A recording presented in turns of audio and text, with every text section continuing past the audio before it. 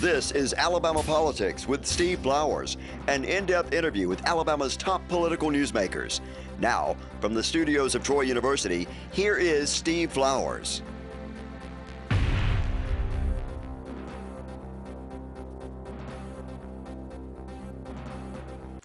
I'm Steve Flowers, and welcome to Alabama Politics. Folks, we're fortunate tonight to have as our guest my good friend Phil Rawls.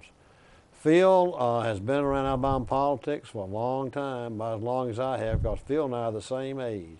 We were at the University of Alabama together in the 1970s, early 1970s, and Phil became the reporter for the Associated Press in around 1979, and 35 and a half years he followed Goat Hill as the premier political journalist in the state, and he's seen a lot of happenings. He retired last year and lives out at Pike Road, and we appreciate Phil taking time to come be with us today, and we're going to just talk about old-timey politics. Phil, good to have you on. Thank you for inviting me. Phil and I used to do the show when he was active, and we'd talk about current events, but I kind of wanted to just talk about, reminisce down memory lane of some of the memories you had back when you and I first started out. First of all, Phil grew up in Andalusia. Didn't you grow up in Andalusia? Yeah, went to school in Andalusia. Actually grew up just outside of Andalusia in a little town called Ghent. I know Ghent, yeah. And went to school in Andalusia and born on the lake, were you? Was the lake there then? Yeah, oh yeah, the lake was there then, both lakes. Was that lake man-made or was it natural? They were man-made to bring power to that region. Well, I'm going to tell you what, it's a big recreation area for our part of the state.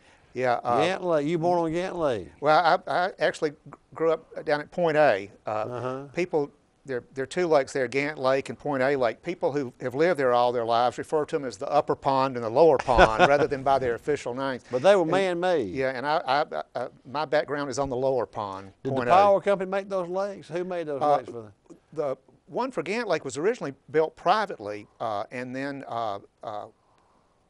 it was wiped out by a flood, and then a electric cooperative was developed there to generate power from the two dams. You finished Andalusia High School? Yeah, Andalusia High School. Mm-hmm. You know, when I played high school football, we played Andalusia and everything. Mm-hmm. Grew up in Troy. Yeah, oh yeah. Troy and Andalusia played in it because both Andalusia and Troy are about the same size towns. Yeah. Mm-hmm. And people talk about, well, I played against two football players who I thought were the best football players I ever saw in my life. I played against Mike Dubose, and he was a linebacker at Opp. Mm-hmm. And he was the best linebacker. But you know who was about as good as him? Kyle Gant. Yeah, I graduated with Kyle Gant. Kyle played linebacker and ran fullback too. Mm-hmm. And he was as good a high school football player as I've ever seen. I love playing Andalusia. Mm-hmm. That was a big game every year. And Kyle went on. We finished high school together in '69. You and I did. Yeah, and Kyle went on to play college ball, Southern and then came back to Andalusia as a banker. Yeah, I see him when I speak to Civic Club down there. Kyle's always. I speak at that Kiwanis Club every year. They have the Kiwanis Club there is bigger than Rotary Club. His dad was sheriff of Covington County for a long time. Yeah, you know, I had two friends whose fathers were Bryce Paul and Elba. Daddy was a circuit judge, and he played linebacker against me at Elba High School, and then Kyle Gant's daddy was sheriff of Covington, and that Sheriff Meeks down there is one of the friendliest, nicest guys I've ever seen in my life down there in Andalusia now. But anyway, you left Andalusia, never getting that back, did you? No, we've still got a place down there on the lake that we get to on weekends, but not often enough. Y'all go down on the weekends again. Oh, Jimmy Holly does too. Yeah, Senator Holly has a place down there on the lake. Holly loves it down there. Yeah. He loves representing Covington County too. He's got a great Senate district. Hey, Phil, so you went on to Alabama. Did you major in journalism? I did. Went to undergraduate and graduate school at Alabama in journalism. Just kind of had the perfect career. You knew you liked journalism. You liked to write when you were in high school? I did. I was editor of the high school paper, and I wrote some stuff for the Andalusia Star News. A fellow named Ed Danley was editor of it then, and he was kind enough to help out any high school students who were interested in reporting or journalism, and so he first got me interested in it and let me write some stuff for the paper, and it went from there. Were you at the Crimson White at Alabama? I worked at the Crimson White for a couple of years and was also involved with University Program Council that brought entertainment to campus. Yeah. And we talked about earlier before, Ron Casey was editor of the Crimson and White one year. Yeah, Ron had a great career and went on to be head of the editorial page at the Birmingham News and won a Pulitzer Prize. He was very talented. Why did Ron die so young from? What he died from? You remember what it was? He don't- died so young. Yeah, though. I don't remember. I don't remember, Steve. Phil, but going back, so you went on, what did you do for the couple of years after you got out of college and before you went to AP? I spent a year at the Atmore Advance. It was a weekly paper then, Yeah. family owned at the time. Then I spent 4 years at the Montgomery Advertiser, and that's where I actually started covering politics. I started out on their state desk covering stuff outside of Montgomery, and then in '77 I switched over to covering the Capitol for them. The first major story I covered, back then Alpha was known as Farm Bureau. Yeah. And they had an annual convention each year, and where they would set the policy for the coming year. And at that, they voted to form a PAC. And PACs were in their infancy back then. And the Alabama Education Association had formed one, so Farm Bureau felt they had to form one. And so they voted at that meeting to form a PAC, and I had to study up on what a PAC was. I really didn't understand what it was. And I had no idea that, you know, decades later we would have hundreds and hundreds and hundreds of PACs. So you And, saw the first PAC start. Well, yeah. And Well, actually, Alpha AA had had one. Farm but- PAC. Yeah, and so it was one of those things that when you see it happen, you don't really realize the significance it will have over the years on politics. You know, you began to see how powerful Paul Hubbard carved out. So a lot of your career, you saw the power of Paul Hubbard in the AEA. When I first started covering the legislature, 75, around there, 77. 77, my first regular session was in '78, and at that point, Joe McCorkadale was Speaker, and Paul Hubbard would sit up, and back then the legislature met in the Capitol. Right, It was the old before they house. moved to the State House, and Hubbard would sit up in the balcony, and when a bill was up on education or when the budget was up, he would simply point to his eyes for a yes vote or touch his nose for a no vote as like a movie director for the AEA voters on the floor. They would look up to him on the front row of the balcony to see whether he was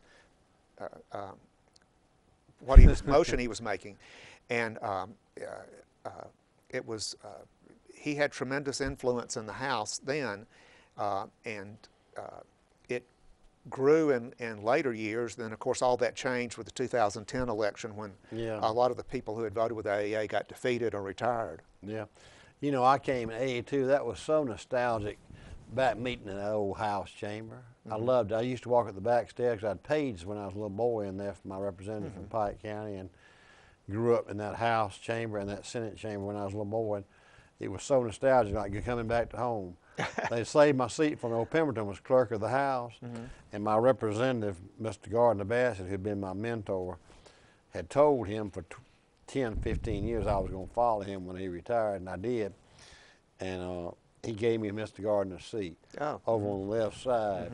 When I walked in that back stairs, like came up the back there by the treasurer's office and everything. I still do that. The State of the State addresses. They'll give me a pass and it says let me come in the back way because it's sort of nostalgic, and I come that way. But that is kind of a fun thing about that time when Corkadale was Speaker. Then in '82, remember when I came in '82, we had that big fight for Speaker. AEA had Roy Johnson running, and Farm Bureau had Rick Manley, and each had about 30 votes. And then Wallace picked Tom Drake from Coleman.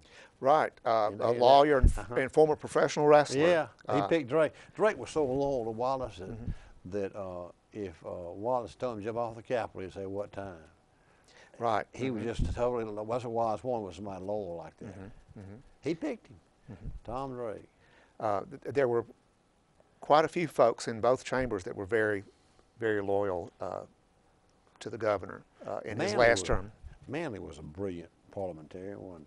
He was the last of those black belt representatives like McCorkadale and all them that knew the rules well and were country lawyers. He's from Ringo County around Demopolis. I always thought Rick Manley would make a good judge. Yeah. he enjoyed the legislature, but you're right, he was very smart, always prepared, and he would have made a good candidate for one of the state appellate courts. What did you think about old Wallace that second term? Not everybody knew how incapacitated he was and incoherent from the, he'd been shot in '72 and he was in the wheelchair. He was almost incoherent. Phil, did you go down and visit with him much? I did, and he seemed to have good days and bad days. Good days and bad days, huh? On his good days, you would see the old Tommy Wallace. Yeah, how smart he was and how good he was at reading the mood of the public, and then on his bad days, he was just pitiful, and you could tell whether it was good or bad days by how often he grabbed his legs and how often he winced. He had phantom pain in his legs, and some days there would be some days that were really long when he would have people in his office for proclamation signings and stuff, and we would go by to see if he was going to say anything newsworthy and stuff, and he would just look so exhausted and so much in pain, and those days you just wondered how he got through it. But you know, he would always get up for State of the State addresses, and I would cover him at some conventions he spoke to, and he always seemed to try to have a good day when he spoke to a convention, particularly if it was a big convention. It was, you know, a Saturday night banquet. He was the star of the show. You would see the old Wallace come out. He loved being in front of a crowd just so much. And he sure did. He was natural. But his bad days, he really was incoherent. It was almost comical. You know, ironically, talking about me being a page, I had been a page as a young boy for my Representative Mr. Bassett, and had met Wallace when I was a young boy, and I'd seen him throughout the years, and then fast forward, I met him the first time in '63, and I come to the legislature in '82, '83, 20 years later, I'm his representative. See, I got part of Barber County in my district, so I'm actually his representative. And Phil, just like you visited old man in a nurse home, he would tell me verbatim the same story. You know how he would repeat himself? He'd say, well, Steve, I remember when you were a page boy. You know I was a page boy too. You know, Chauncey Sparks made me a page when I was a little boy. You know, you were a page boy. Mr. Bassett brought you up here when you were a little boy, you know. And Steve, you know, I'm kin to those shepherds and Flemings in the northern part of your Canada. They're my kin folks, you know. And Jeannie Wallace, a librarian in Brundage, she's an old maid. She's never been married, you know, like I didn't know what old maid was. And then he would tell me, he said, I'm very popular in Brundage. I started my campaigns in Brundage. And one particular day, I'd been down to the governor's office, and Seth Hammett from Covington, you know, your friend Seth, and I were seatmates, and it was Seth and Jack Venable and me and Pete Turnham. We all sat there together, and Jimmy Holly. We all had basically one county districts. And so Seth was saying, well, why does the governor always want to see you? I said, well, I'm his representative, and he just wanted to come see me. I said, well, Seth, he just told me that he started his campaigns in Brundage in Pike County. I said, Steve, every time I see him, he tells me he starts his campaigns in Covington. So he told Seth got, you know, Seth was looking, he got a smile on his face. He said, Steve, he told me the same thing, you know. Well, when he was at his height and would come to Covington County, he would speak on a flatbed truck that would be set up in front of the courthouse. And Andalusia has a big courthouse square that's open in the middle. And he would draw a huge crowd. He would often come on Saturday nights, and everybody in town would turn out for it. It would be, I mean, it was like when the Andalusia football team played op at the end of the season, everybody in town would go because it was a big rivalry. Well, when he came to town for a campaign speech on a Saturday night, everybody would turn out to see it. It was just the thing to do. And I never saw anybody draw anywhere near the crowds that he would draw at his height. Never will. It'll never happen again. That's one reason why I wanted to write that book. I wanted to capture that era, Alabama politics, about when they have a courthouse square. But what he would tell Seth was closer to the truth than telling me he started his campaigns in Pike County, because if you looked at the voting results, I used to study voting results, Wallace would invariably do better in Covington County than any other county. Did you know that? I did not know For some reason, I said, I wonder why them folks in Covington County like Wallace so much. He'd do well in his height everywhere, but anytime he ran, he got a few higher percentage in Covington. Well, I don't know what it was. It may be a sign of that may be the fact that there's a community college in Andalusia and a technical school in Opp. They've been combined now, but you had two in one county, which was unusual for a county that small. Well, he probably was rewarding them Yes. for voting them like he did. And that community college has been a lifesaver for Andalusia. So many towns the size of Andalusia dried up after the textile industries moved, but Andalusia didn't, and there are people associated with that community college who are very forward-thinking and well involved in the community, and it's been a key to Andalusia's success. You know, you mentioned that textile thing. I don't think many young people realize how important the textile industry was to Alabama when you and I were growing up. You had that, your textile mill, Alatex in Andalusia was by far the biggest employer. The whole town was built around textile mills. Pike County was. You had Alatex in Andalusia, and if you went to work for one of those places, you stayed there till you retired. Yeah. And everybody had family members who worked there. I know. It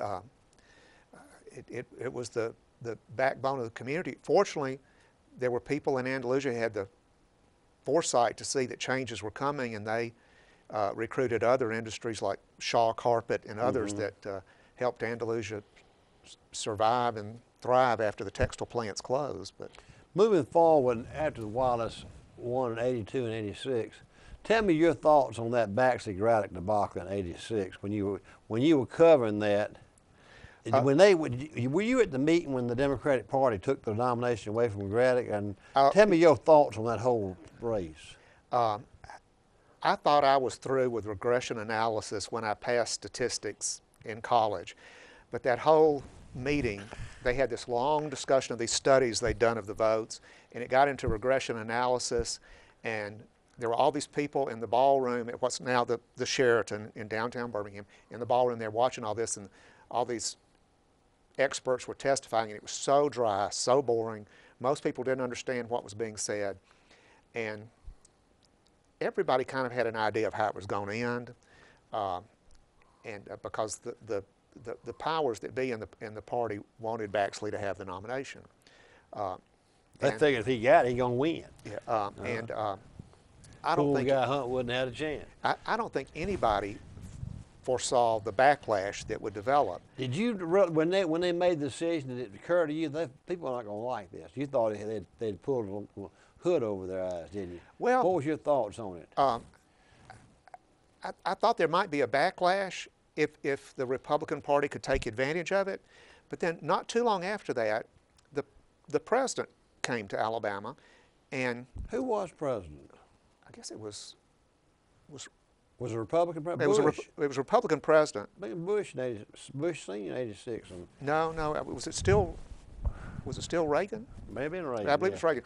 Anyway, the Republican president came to Alabama and to speak, and all of the party dignitaries were on the front row behind the podium, good seats, and Guy Hunt wasn't up there.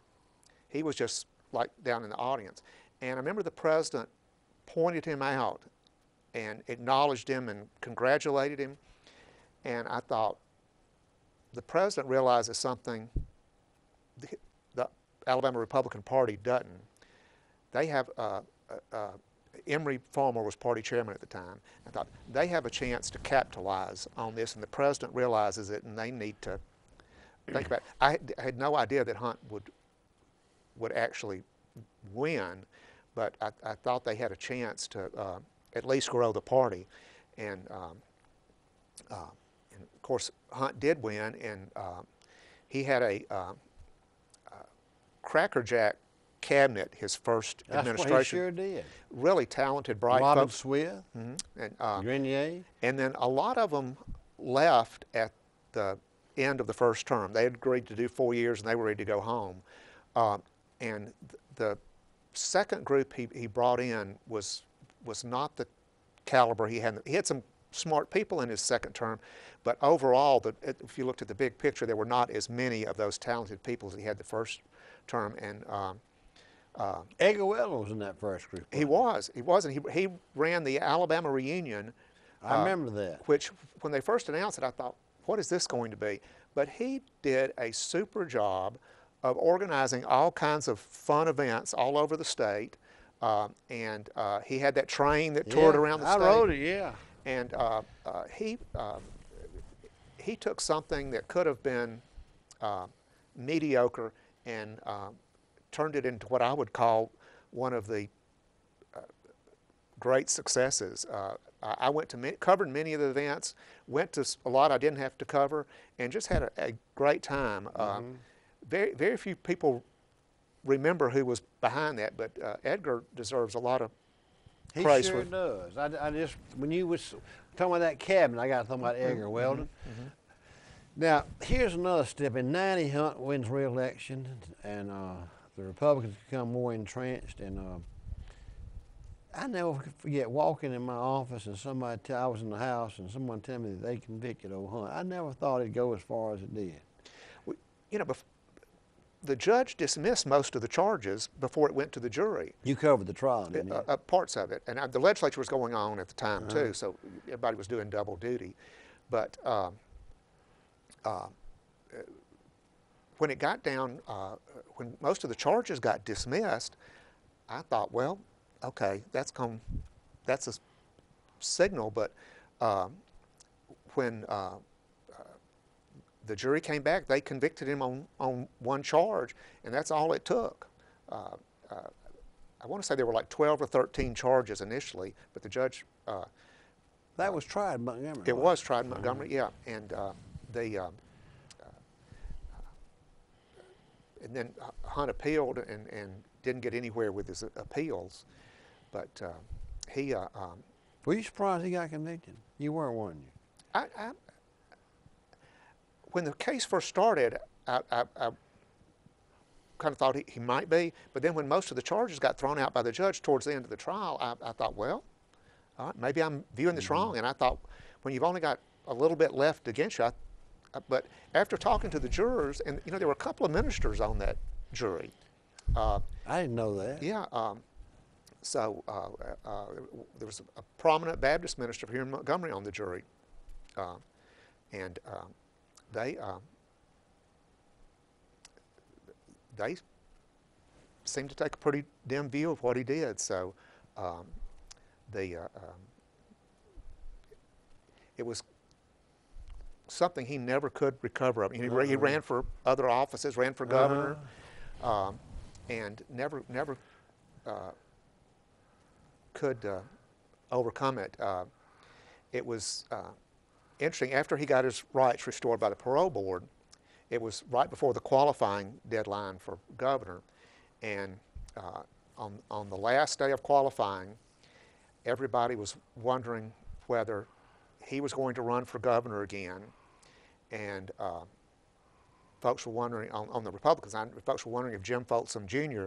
would run on the Democratic side, and the party headquarters were in Birmingham at that time, and on that Friday afternoon, Guy Hunt showed up at Republican headquarters, but Folsom did not show up at Democratic headquarters, but it didn't do Guy Hunt any good. He never could win back public support. Yeah. I went to his last birthday party up in Holly Pond before he passed away from cancer, and everybody knew it was probably going to be the last birthday. But they organized, it was at one of the churches he'd served, and they organized this sort of roast for him. And they had a bunch of his fellow Primitive Baptist ministers speaking. And most of the people who served in his cabinet had long since forgotten about him. John McMillan was there, but very few other folks who'd been around Hunt politically showed up. It was mostly church folks, and they told all kinds of funny stories. And he had a big time. It was on a Saturday afternoon at the church, and there were people who had known him his whole life, who knew him as a minister, not as governor, were there, and it was absolutely entertaining hearing all their stories, because I didn't know those stories. I really didn't know him as a minister. So it was a treat to go and be invited by his family to go to what it turned out to be his last birthday party. But